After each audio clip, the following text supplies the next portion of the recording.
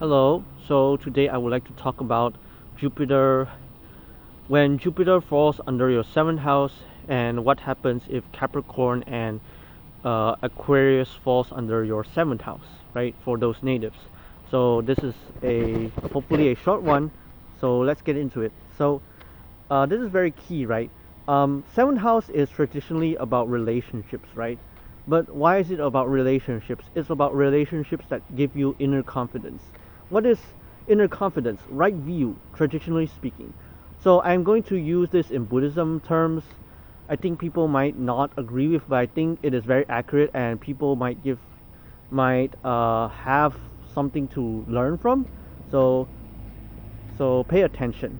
So this is very important, right? So seventh house is about following or learning from those people with right intentions, right? What is traditionally right? The three main sources of right intention, right? Right intention of having few wants as possible. Right intention of not having any aversion or ill will or any hatred, or you know, not envy. It's more like hatred, right? Being hate people, right? And right intention of harmlessness, which I'm not sure does it include like not torturing yourself, right? But I will go fact check again. Hopefully I can give you guys some answer.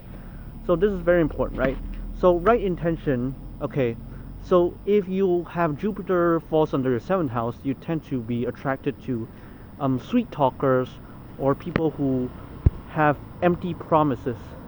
Now, I'm not saying people should not be attracted to sweet talkers to learn from their what is it called?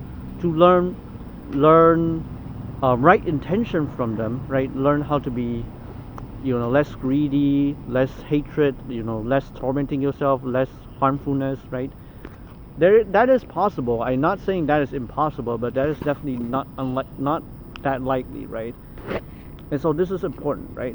And especially for people who believe in past lives, right? It's very important when you roam from one life to another. It's very important that you are reborn as a human being or above, based on good karma, not lapsed karma, not unwholesome karma, but skillful and good karma. So that is important, because being engaged with sweet talkers to learn and follow their ways of intention is not necessarily a bad thing, but it's inherently neutral, especially for Jupiter, because it is inherently kind of a lapsed karma, kind of a neutral zone. You don't want to just 100% put it on a basket. Instead, focusing on right mindfulness, which is Aquarius, and Capricorn, which is right effort, will lead to your long-term happiness and not long-term suffering, right?